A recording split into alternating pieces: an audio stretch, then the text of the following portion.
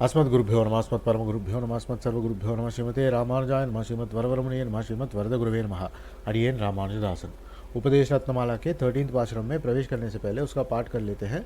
मासी पुनर्पूसम कानमिन इंद्र मन्नुलहीर தேசு இத்திவசத்துக்கு ஏதென்னில் பேசுகின்றேன் கொல்லி நகர்கோன் குலசேகரன் பிறப்பால் நல்லவர்கள் கொண்டாடும் नाल। अर्थात मासी मासम के पुनर्पूसम नक्षत्र में अर्थात माघ मास के पुनर्वसु नक्षत्र में भगवान का कौस्तुभ रत्न तिरुवांचीकुलम करके केरला के एक दिव्य देश में अवतरित होते हैं कुलशेखर आழ்वार के रूप में। जैसे चक्रवर्ती तिरुमगन अर्थात श्री राम, चक्रवर्ती का अर्थ होता है राजा यानी उभय विभूति नायक, और तिरुमहन का अर्थ होता है जो श्रेयपति है। हम श्री राम को यही बोलते हैं चक्रवर्ती तिरुमहन। चैत्र मास के पुनर्वसु नक्षत्र में उनका अवतार होता है और माघ मास के पुनर्वसु नक्षत्र में कुलशेखर आழ்वार का अवतार होता है। वो भी चक्रवर्ती थे, वो भी राजा थे। कुलशेखर आழ்वार भी राजा थे, चेर राजा थे। जैसे आपने पढ़ा होगा चेरा चोड़ा पांड्य करके तमिलनाडु में साउथ इंडिया में 3 राज्य थे, एंशियंट राज्य थे। और जो चेरलम है, जो चेर देश है, वही आज केरलम करके केरला करके आज एक स्टेट बना है। तो वहाँ के राजा थे और श्री राम के प्रति इनका विशेष प्रेम था। इन्होंने पेरुमाल तिरुमொழி करके तमिल में दिव्य प्रबंध गाया है और मुकुंदमाला करके संस्कृत में स्तोत्र गाया है। और पेरुमाल तिरुमொழி में देवकी पुलंबल करके एक पदिगम गाते हैं आழ்वार, जहाँ पर जो देवकी माता हैं जिनके गर्भ में भगवान स्वयं प्रकट होते हैं, लेकिन भगवान के बाल लीलाओं को देखने का अवसर, सौभाग्य उनको प्राप्त नहीं होता है।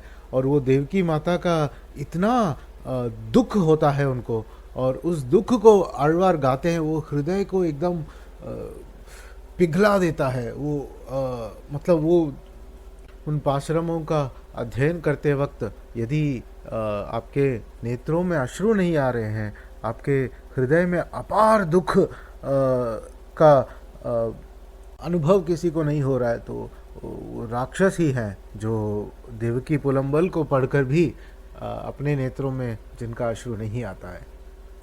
और आழ்वार जैसे घाव लग जाता है तो माता जैसे मलहम लगाती हैं, तो देवकी पुलंबल के बाद वो मन्नु पुगड़ कोसलैतम मणिवईर वाइतवने करके हमारे शौर्यराज पेरुमाल के लिए मंगलाशासन करते हैं। और शौर्यराज पेरुमाल तो कृष्ण है, लेकिन वो श्री राम बोलते हैं एन्नुडय इन्नमुदे राघवने तालेलो करके।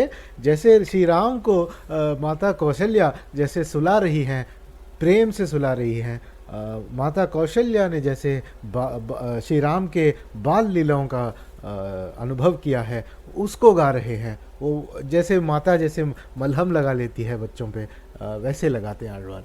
तो वो अवश्य, यदि आपको अवसर प्राप्त हो तो अवश्य उसका उन 2 पदिगम का अध्ययन अवश्य कीजिएगा। और इन आழ்वार के महत्व को वो लोग नहीं समझ पाएंगे जो व्याख्यान में लिखते हैं भोग्यत्तयुम भोगोपकरणंगளையும் विरुंबी भगवत भागवत विमुखराय पोहिर रौकिकरहले करके कहते हैं। तो यहाँ पर कहते हैं कि जो भोग्य है, जो भोग के उपकरण हैं, इन सब के पीछे जाकर भगवत भागवत विमुख जो हो जाते हैं, वो इन आழ்वार के महत्व को नहीं समझ पाएंगे। आழ்वार स्वयं कहते हैं, पेरुमाल तिरुमொழி के 3.4 में आழ்वार स्वयं कहते हैं उंडिये उडये उगंदोडुम इम्मंडलतोडुम कूडुवदि इल्लयान करके। अर्थात भोजन, वस्त्र, यही सब जो भोग्य वस्तु हैं, इन्हीं सब के पीछे जो इस लीला विभूति में जो जाते हैं, उनके साथ हम नहीं रहते हैं, उनके साथ कूडुवदि इल्लयाम करके कहते हैं। अंडवानन अरंगन वन पेय मुलई उंड वायत्तन उन्मत्तन कानमिने करके कहते हैं। जो पूतना के प्राण को जो भगवान पी गए थे, वही भगवान श्रीरंगनाथ के रूप में विराजमान हैं, उनको आप देखिए करके कहते हैं। और पेरुमाल तिरुमொழி के 4.1 में आழ்वार कहते हैं ऊनेर सेल्वत्तु उडरपिरवी यान वेंडेन। अर्थात इस संसार में भोग्य और भोगोपकरण के पीछे जाने वाला जो जन्म है, आழ்वार कहते हैं कि हम ये नहीं चाहते हैं। एम्पेरुमान पोन्मलै मेल येदेनुम आवने करके बोलते हैं।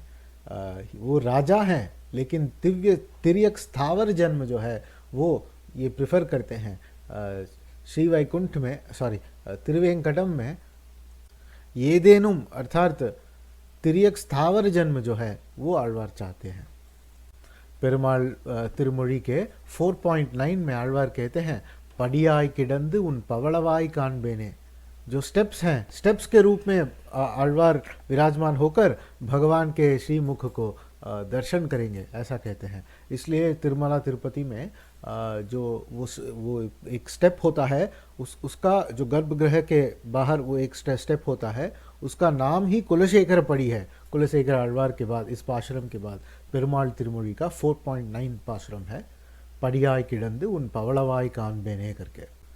आचार्य हृदय के 87वें सूत्र में नायनार स्वामी मनुस्मृति को कोट करते हुए कहते हैं वाचिकैः पक्षी मृगताम मानसैः अन्यजातिताम शरीरजैः कर्मदोषैर्द्याति ஸ்தாவரதாம் நரஹா என்று இந்த விபூதியில் திரியக் ஸ்தாவர ஜன்மங்கள் வாச்சிக காயிக பாபபலங்களாக சாஸ்திரம் சொல்லா நிற்க, அப்படி இன்றிக்கே பகவத் விநியோகார்ஹமாக இந்த ஜன்மங்களை நித்தியசூரிகள் ஸ்வேச்சையாலே ஏறிட்டு கொள்ளுவார்கள் என்றும், தாஸ்ய ரசஞரான முமுட்சுக்கள் தத் சம்பந்த ததீய சம்பந்தமுள்ள திரியக் ஸ்தாவர ஜன்மங்களை பிரார்த்திப்பர்கள் என்றும் சொல்லுகையாலே दास्यानुगुण जन्म में उत्कृष्टम एंद्रदायित्व करके सूत्र है।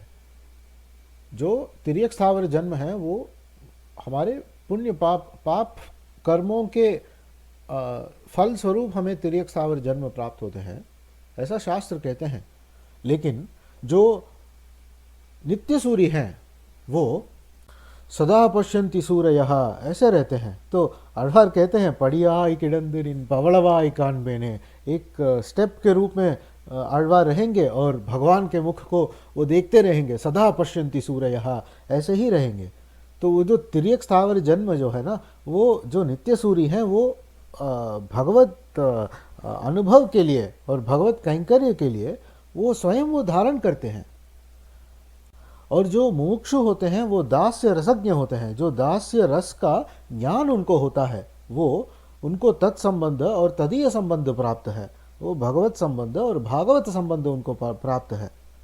ऐसे जो हैं वो तिर्यक स्थावर जन्म को ही वो चाहते हैं, क्योंकि बाकी जो मनुष्य जन्म है उसमें तो हमें इतने पुण्य पाप करने का अवसर प्राप्त होता है कि हम भगवत अनुभव जो है मिस कर जाते हैं।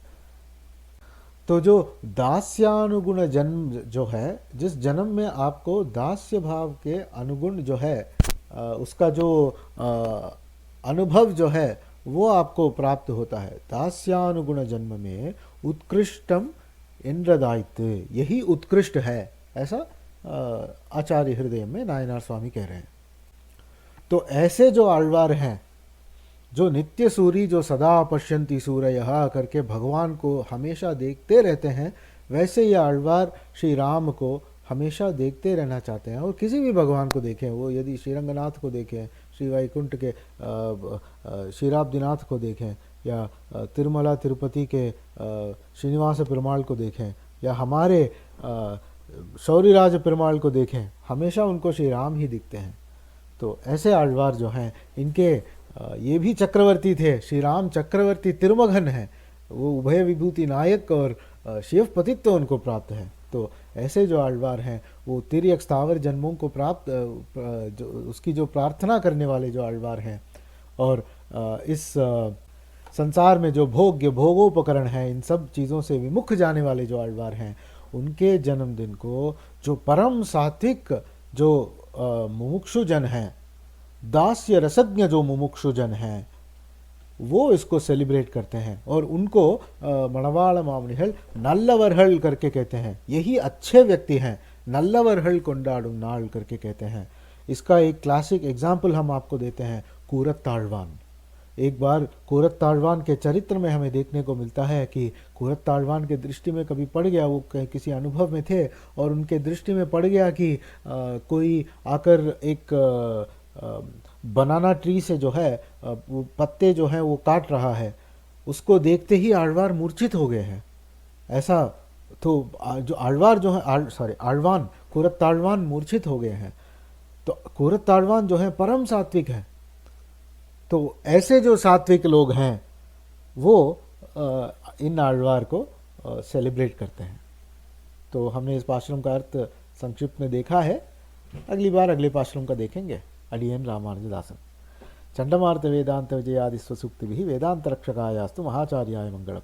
श्रीमते रम्यजा मातृमुनीन्द्राय महात्मने श्रीरंगवासिने भूयात् नित्यश्री नित्यमंगलम।